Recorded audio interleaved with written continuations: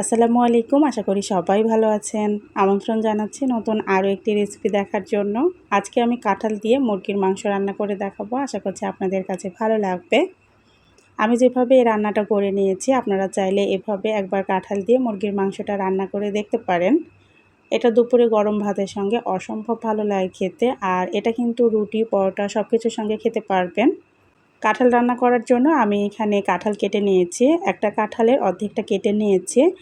মুরগির মাংস দিয়ে এই কাঁঠালটা রান্না করার জন্য আমি এখানে কাঁঠাল কেটে নিয়েছি। তো আমার পছন্দ মতো আমি কাঁঠালগুলোকে ছোট ছোট করে কেটে নিয়েছি। আপনার পছন্দ মতো আপনি কাঁঠালটা কেটে নিতে পারেন, এতে কোনো সমস্যা নেই। এবার কাঁঠালগুলোকে নর্মাল পানি দিয়ে সুন্দর করে ধুয়ে নিতে হবে।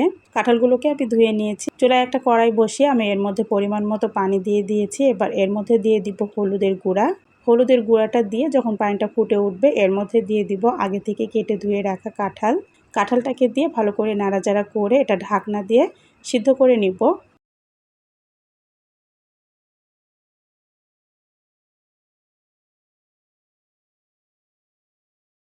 এই তো দেখতেই পাচ্ছেন, এখানে কিন্তু কাঁঠালগুলো সিদ্ধ হয়ে গেছে। এগুলোকে নামিয়ে নিব। কড়াই পরিষ্কার করে পরিমাণ মতো তেল দিয়ে দিচ্ছি। তেলটা গরম হয়ে গেলে এর মধ্যে দিয়ে দিব 2টা তেজপাতা আর দিয়ে দিচ্ছি পেঁয়াজ কুচি। এবার তেজপাতা আর পেঁয়াজটাকে আমি ভেজে নিচ্ছি।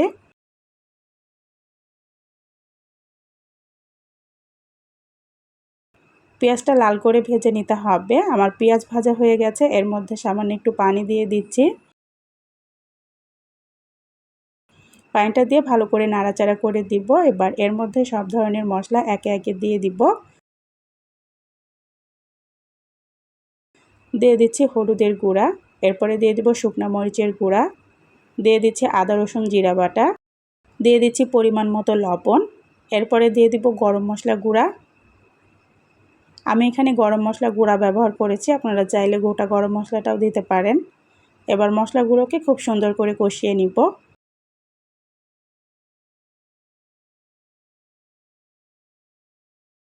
মশলাগুলো আমি সুন্দর করে কষিয়ে নিয়েছি, দেখতেই পাচ্ছেন। যখন দেখবেন উপর থেকে এরকম তেল ভেসে উঠবে, তখন বুঝে নেবেন মশলাটা সুন্দর করে কষানো হয়ে গেছে।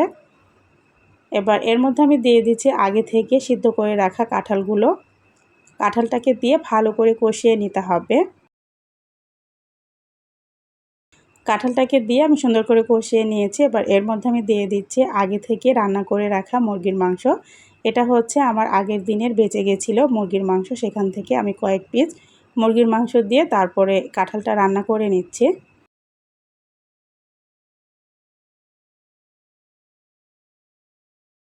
মুরগির মাংসটাকে দিয়ে ভালো করে নাড়াচাড়া করে দিতে হবে। আর এখানে হচ্ছে কাঁঠালটা তো সিদ্ধ করাই আছে, এখানে আর কোনো কিছু সিদ্ধ করতে হবে না। তো ভালো করে নাড়াচাড়া করে দিয়ে আমি এর মধ্যে সামান্য একটু পানি দিয়ে আবারও উল্টিয়ে পাল্টিয়ে দিচ্ছি। পানিটা দিয়ে ভালো করে নাড়াচাড়া করে আমি তো ঢাকনা দিয়ে এটাকে রান্না করে নিব ঝোলটা শুকিয়ে যাওয়া পর্যন্ত।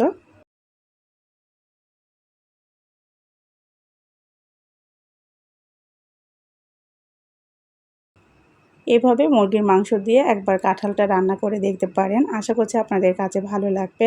আর এভাবে কাঁঠাল রান্না করলে আপনারা গরম ভাত, রুটি, পরোটা সব কিছুর সঙ্গে খেতে পারবেন।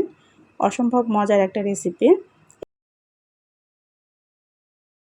বেশ কিছুক্ষণ আমি রান্না করে নিয়েছি, আর এই তো দেখতেই পাচ্ছেন এখানে কিন্তু ঝোলটা পুরোপুরি শুকিয়ে গেছে। এবার এর মধ্যে আমি দিয়ে দিচ্ছি গরম মশলা গুঁড়া। গরম মশলা গুঁড়াটাকে দিয়ে একটু নাড়াচাড়া করে আমি নামিয়ে নিব। আমি যেভাবে এই রান্নাটা করে নিয়েছি, আপনারা চাইলে এভাবে একবার কাঁঠাল দিয়ে মুরগির মাংসটা রান্না করে দেখতে পারেন। এটা দুপুরে গরম ভাতের সঙ্গে অসম্ভব ভালো লাগে খেতে, আর এটা কিন্তু রুটি, পরোটা সব কিছুর সঙ্গে খেতে পারবেন। এই ছিল আমার আজকের সহজ রেসিপি। আশা করছি আপনাদের কাছে ভালো লেগেছে। আর যদি ভালো লেগে থাকে প্লিজ একটা লাইক দিয়ে চ্যানেলটা সাবস্ক্রাইব করে আমার সাথেই থেকে যেতে পারেন। আজ এ পর্যন্তই। সবাইকে আল্লাহ হাফেজ।